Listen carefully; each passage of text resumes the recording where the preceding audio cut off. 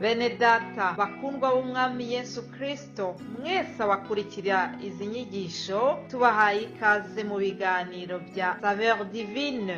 Ibi biganiro mu bitegurirwa n'abavugabutumwa bwiza batandukanye, akaba ari umuhamagaro ugendera ku ijambo ry'Imana byanditse mu gitabo cy'ubutumwa bwiza uko bwanditswe na Matayo ibice 24 umurongo wa 14. Kandi ubutumwa bwiza bw'ubwami buzigishwa mu isi yose ngo bube ubuhamya bwo guhamiriza amahanga yose, nibwo imperuka izahera ko ize. Ibi biganiro mubikurikira ku channel ya YouTube yitwa Saveur Divine. Tubifurije kugubwa neza. Imana Data ari nayo so ibaho umugisha.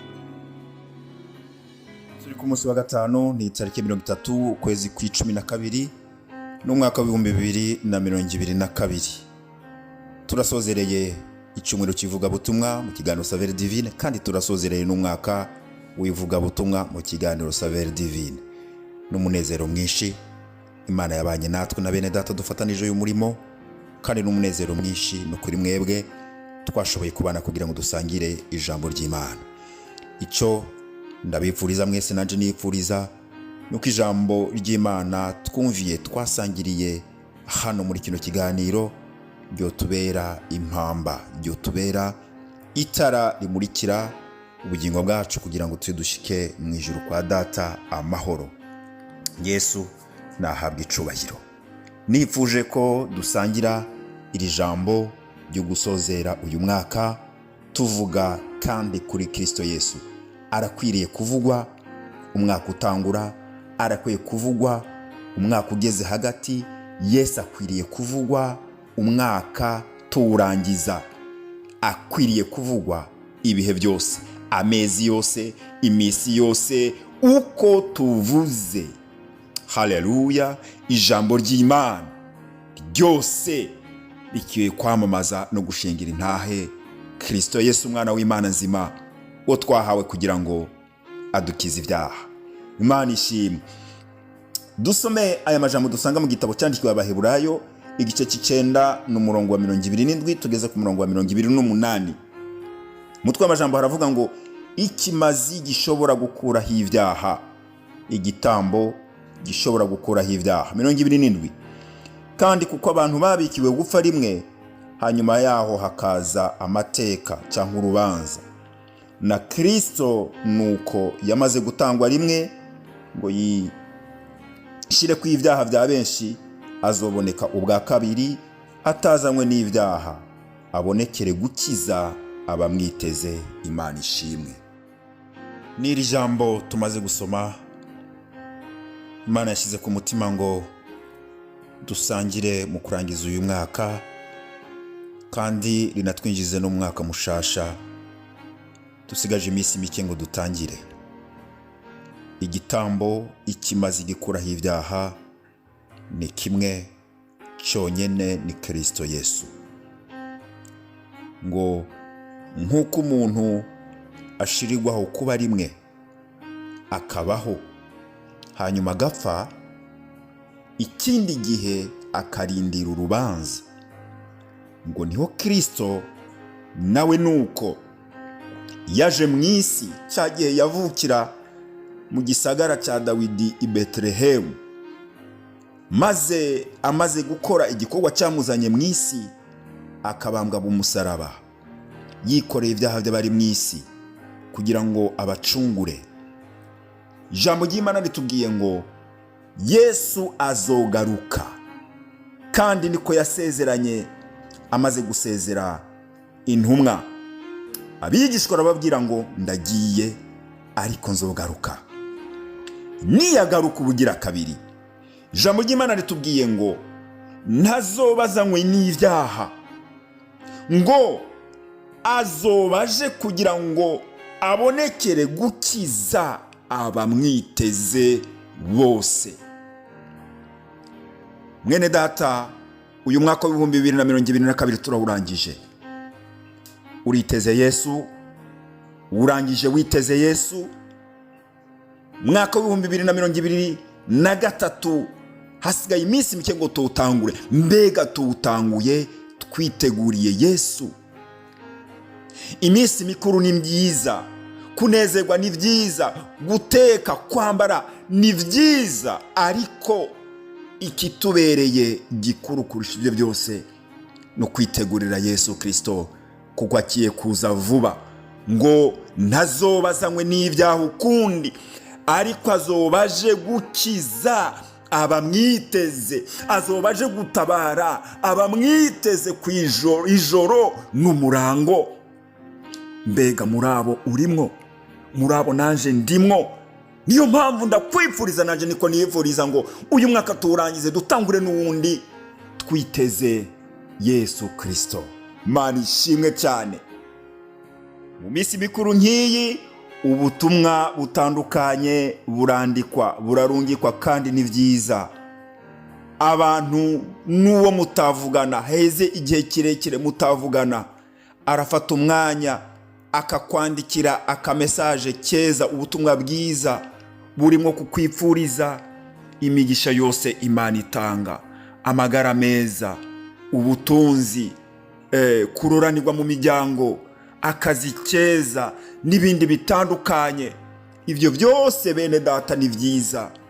Ubwo butumwa namwe mushaka mugandike ni byiza, ariko ubutumwa buruta bwose, Mana ishimwe, nubwo kwitegurira Kristo Yesu kuko agiye kuza.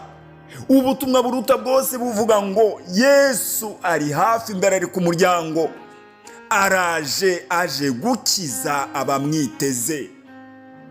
Yesu umwana w'Imana nashimwe, uyabayeho itanguriro ry'ibihe ritarabaho, uyabayeho isi itararemwa, guhera mu gitabo cy'itanguriro kugeza mu byahishuriwe Yohana.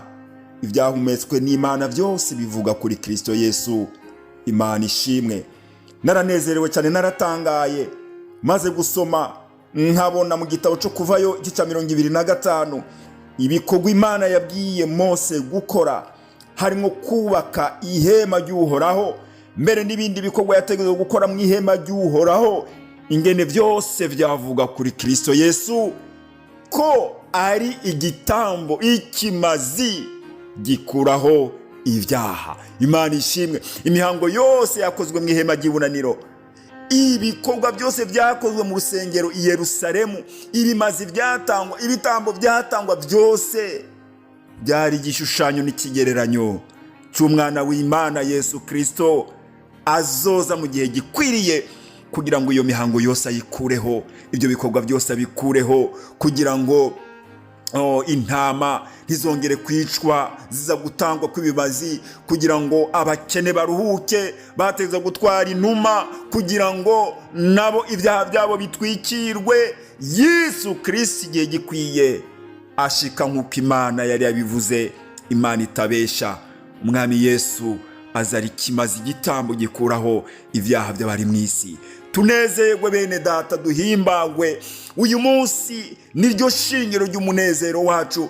Ntitunezerwe gusa nuko tumaze iminsi 365, ntitunezerwe gusa nuko tugiye gutanga urundi mwaka mushasha, oya, ahubwo tunezerwe ko dufise ikimazi, igitambo, kandi kikaba cyaratanzwe rimwe rizima i Golgota, ibyaha byacu bikaba byarababariwe. Imana ihabwe icubahiro. Mbega uyu mwaka ndawurangije gute? nawe urangije gute? Uri muri Kristo Yesu. Yesu Kristo yakubereye ikimazi gikuraho ibyaha. Mbega umwaka buca dutangura w'2023, Yesu urawinjiramo gute? Yesu abivuga neza ngo ni jewe rembo, Imana ishimwe. Yohana ibice 10:9. Mbega umwaka mushasha buca twinjiramwo, tuwinjiyemo duciye mu irembo irihe? Winjiremwo uciye muri Yesu Kristo. Ca mu irembo, niwe Yesu Kristo, kandi iryo rembo niryo ritugeza kwa Data. Imana ishimwe. Nk'uko mu ihema ry'ibonaniro Imana yategetse Mose ngo nagenda baze ameza y'imitsima. Imana ishimwe. Uyu mwaka tugiye gutangura. Haleluya. Yesu abivuga neza, muri yewe mutima w'ubugingo. Umwaka ukubere Yesu akubera umutsima uzogutunga umwaka wose. Ni byiza kugira ubutunzi bwo mu isi, ni byiza kugira ibyo turya bitunga imibiri yacu, ariko reka tubanze tugire umutsima uduha ubugingo, udutera imbaraga. Umutsima niwe Kristo Yesu. Imana ishimwe. Kandi muri iryo hema ry'ibonaniro Imana ibwira Mose ngo genda ukore igiterekwa kw'amatara, chandelier d'or. Yesu abivuga neza ngo ni jewe muco, je suis la lumière du monde. Kandi ugendera muri uwo muco ntashobora kuzimira na gato. Injira mu mwaka mushasha w'ibihumbi 2023 uri mu muco wa Kristo Yesu, ntuzigera uzimira na gato.